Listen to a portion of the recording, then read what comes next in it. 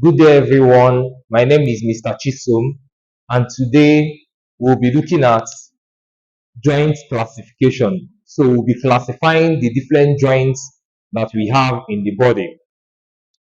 Before we classify the joints of the body, let's first of all understand what we mean by a joint. A joint can be defined as a point or a spot or a place where two bone meet together. So if this is a bone and this is a bone for an example, and this particular point that they are meeting together becomes a joint. So this is an example here. This is a bone, the scapula is a bone, and the humerus is a bone. The point or the spot that the scapula and the humerus meet together or join together forms a joint around there. And this is it also.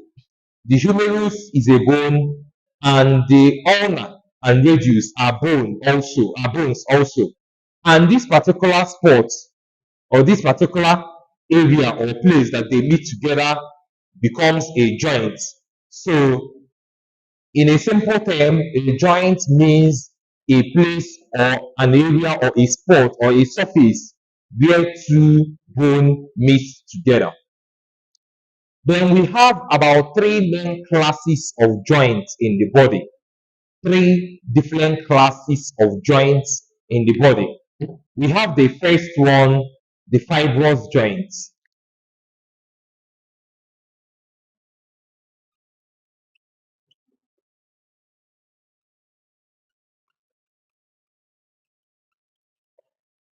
We have the fibrous joint.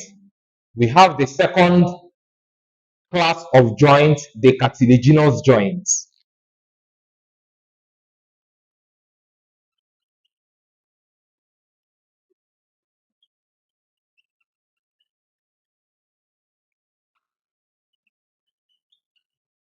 And we have the third type, the synovial joints. So these are the three classes of joints that we have: the fibrous joint, the cartilaginous joint, and the synovial joint.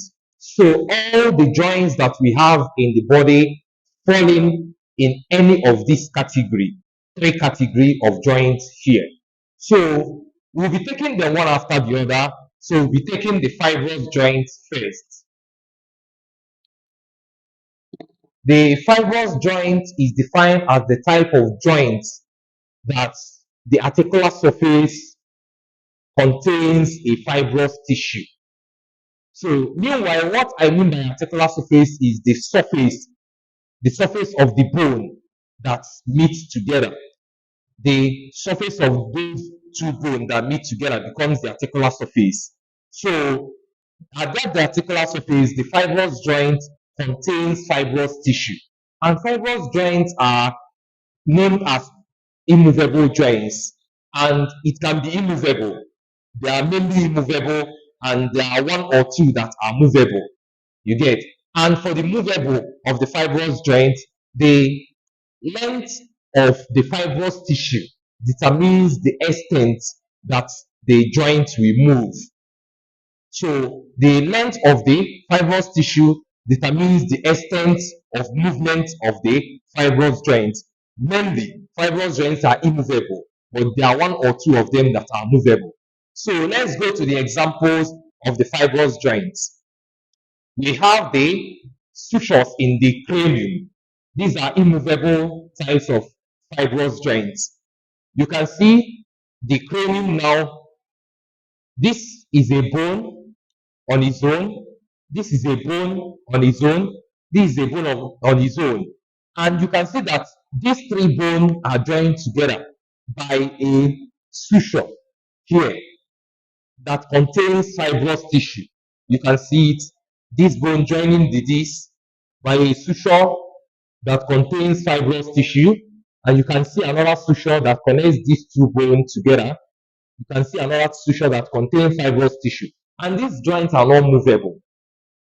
They are not movable. So you can see They contain fibrous tissue. So an example is the suture in the cranium. The suture in the cranium is one example of fibrous joints. Then we have another example of fibrous joints. We have the teeth and the bone of the gum. The teeth and the gum in the mouth. Then the teeth and the gum forms a joint, and it is a fibrous tissue that connects the teeth to the gum. The teeth does not just lie inside the gum. Fibrous tissue connects the teeth and gum together. Then we also have the third type of fibrous joint. We have the interosseous membrane. These type of fibrous joints are movable. This, you remember the interosseous border that we have in both the ulna and radius.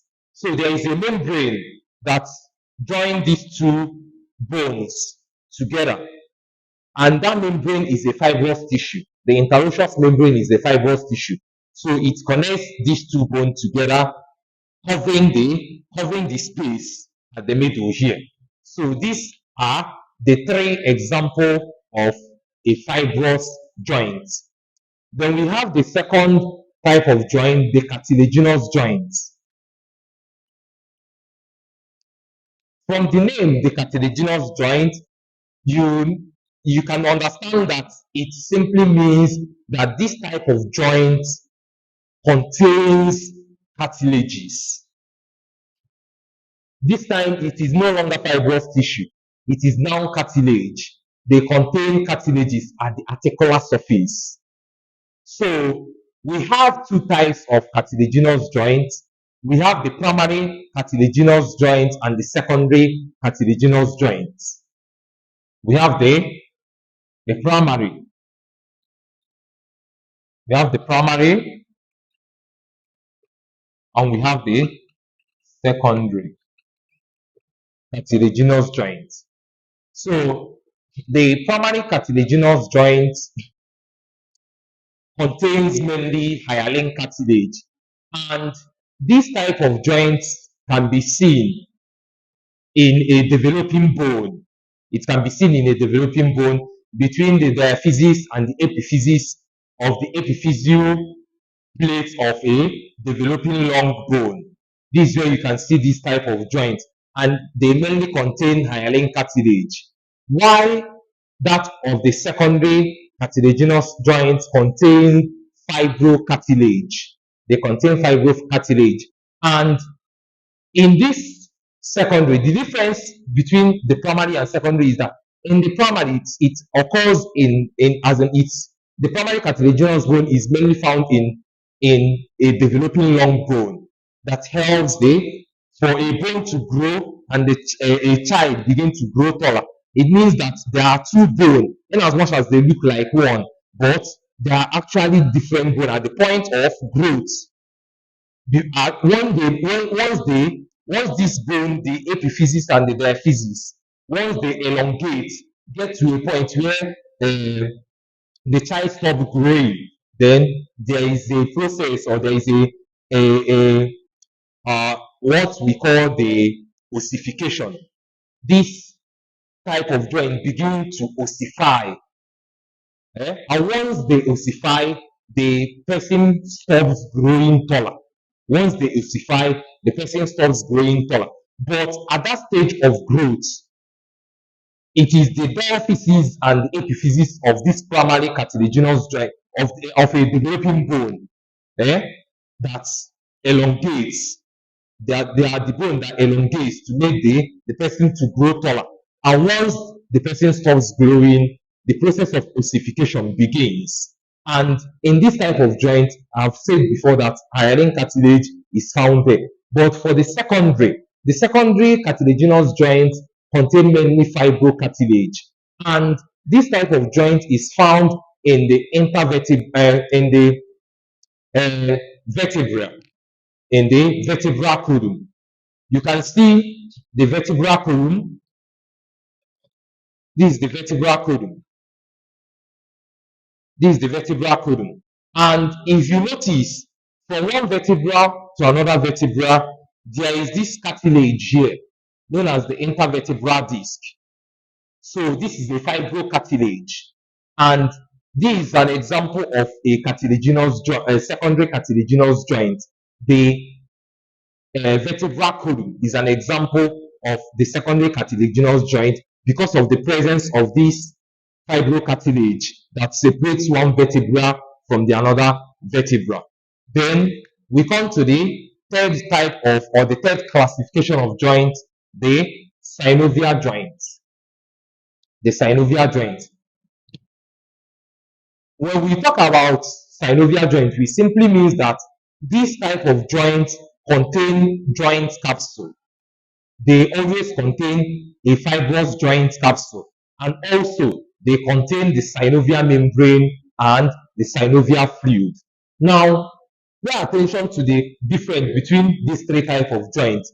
The first one contains the fibrous tissue, the second one contains the cartilage, and the third one now contains the joint capsule. So for anywhere you see a joint capsule, you see a synovial membrane, and you see a synovial fluid, you know that that type of joint is a synovial type of joint. So the fibrous joint capsule are lined by a sheet of membrane known as synovial membrane, and this membrane also contains the synovial fluid. The synovial fluid, what it does in the joint is that it serves as a lubricant to the joint. If, let's assume that my palm is a bone and my fist is also a bone, and I begin to squash them together, you notice that the friction will be much, and also it will be very hot. Then if you rub an oil around my palm, you notice that it begins to move smoothly. So that is exactly what the synovial fluid does to the articular surface of the synovial joint. So for the synovial joint, the articular surface contains the joint capsule, a fibrous joint capsule, which is lined by the synovial membrane and also the synovial fluid. So let's look at the types of the synovial joints. Let's look at the different types of the synovial joints. We have the first one. We have the plane. We have the plane type of synovial joints. We have the hinge type of synovial joints. We have the saddle.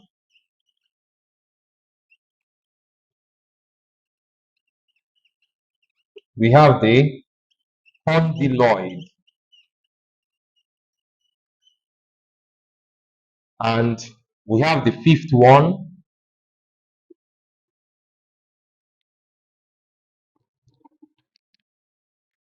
We have the fifth one, the ball and socket.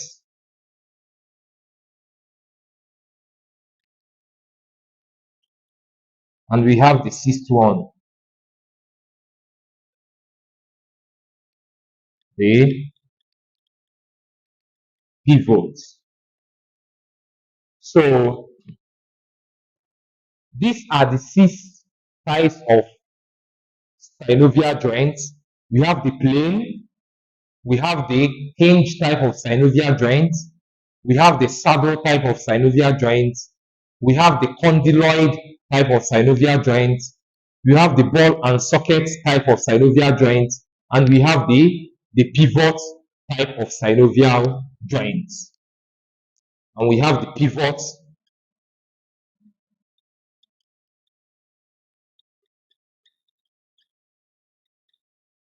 So then we'll take this type of synovial joints one after the other. We'll take them one after the other. We have the plane type of synovial joints. The plane type of synovial joints It simply means that this type of synovial joint permits the sliding and the gliding movement only. And the movement is in one direction, so it is a uniaxial type of joint. The movement is in one direction. And this type of joints can be found in the acromioclavicular joint. You can see the acromion of the scapula and the clavicle. So the joint that is formed between them is a type of plane joint. It only permits a sliding movement or a gliding movement. You can also see this type of joint in the intercarpal. You can see this type of joint in the intercarpal. When you say that something is gliding onto something, you can see this type of joint in the intercarpal. So we have the second type of synovial joint, the hinge. When we say that a joint is hinged, it means that something is hooked onto something. Let's just assume this my finger now, eh? And this other finger forms a joint. You can see how this my finger hooked up.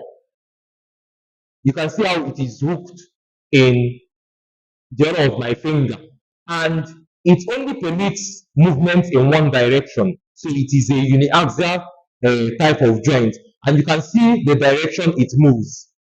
You can see the direction it moves. So you can explain this using, or you can understand this using the door handle.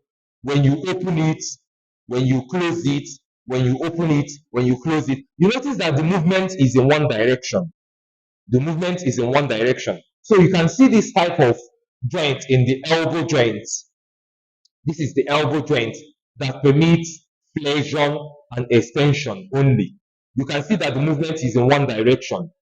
Flexion and extension, only one direction, flexion and extension. You can also see it in the knee joint. You can as well see it in the ankle joint. Then we have the third type of synovial joint. We have the saddle. The saddle type of synovial joint, you know how a saddle that is used to move a crane looks like. So that is exactly the way this type of synovial joint looks like. So in this type of joint, they are biaxial in movement. So it moves in two different directions. And it permits movement like flexion, extension, abduction, and adduction. So, and you can see this type of saddle joint. You can see it in the sternoclavicular joint. This is the sternoclavicular joint. So you can see this type of joint now is a saddle type of joint. You can also see it in the carpometacarpal joint. You can see it in the joint between the carpal and the metacarpal. You can see it here. So it's a saddle type of synovial joint. Then we have the fourth one, the condyloid type of synovial joint. The difference between the condyloid and the saddle, the condyloid permits movement in two directions, and it also allows movements like flexion, extension, abduction, and adduction. But the difference between the saddle and the condyloid is that the condyloid, the movement in one direction is greater than the other direction. You get, knowing that they move in two different directions, the movement in one direction is greater than that of the other direction. So you can see this type of joint in the temporomandibular joint. This is the temporomandibular joint, the joint between the mandible and the temple of the skull, temple bone of the skull. You can see it. Then you can also see it in the metacarpophalangeal joint. This is the metacarpophalangeal joint. This joint here, the joint between the metacarpal and the phalanges, is the metacarpophalangeal joint. Then we have the fifth type of joint, which is the ball and socket type of joint. The ball and socket type of joint. When we say socket, that something is like a socket and the other is like a ball, is a simple analogy to understand a socket and a ball. So one articular surface looks like a socket and the other articular surface looks like a ball, and they articulate together.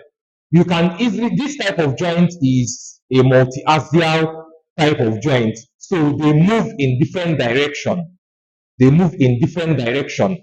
And this type of joint are not always stable. Other types of joints are more stable than it. So it permits movement in all direction. And you can see this type of joint in the shoulder joint. You can see it in the hip joint also. Then we have the final one. We have the pivot type of synovial joint. The pivot type of synovial joint simply means that an articular surface is there and the other articular surface is revolving around the center. So let's assume that this is a bone and it has an articular surface. Another bone also, which I have another bone revolves around it. So in this type of joint, you can get it in the radio-ulnar joint. This is the radio-ulnar joint, the proximal radio-ulnar joint, the joint between the ulnar and the radius. So you can see it. You can see that the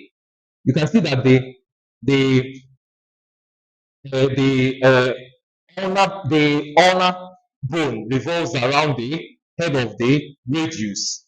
You can see that the ulnar bone revolves around the head of the radius, and that's why it is a pivot type of joint. You can also see it. You can also see this type of joint also in the joints between the atlas and the axis here. So you can see, so that's it. The pivot joint, let me repeat, is revolving around a center. So that's what we mean by pivot type of synovial joint. So in coming to the end of our teaching, we've been able to see the fibrous joint that I told us that it is a type of joint that contains fibrous tissue. The cartilaginous joints are the type that contains cartilages, both the primary and the secondary. I told us that the primary contains hyaline cartilage, while the secondary contains fibrocartilage, and I was able to show us the examples of these joints. Then the synovial joint also. I told us that the synovial joints are joints that contain joint capsule. They contain joint capsule and they also contain synovial membrane and synovial fluid, which serve as a lubricant. Then we went ahead to see the different types of synovial joints. We saw the plain type of synovial joint, the hinge, the ball and socket, the pivot, the saddle, and the condyloid. So that is it for the classification of the different joints in the body. Please, I would like you to do well to subscribe to my YouTube channel. Do well to subscribe to my YouTube channel, like my video, also comment your questions on my video, and as well share the video. Thank you very much.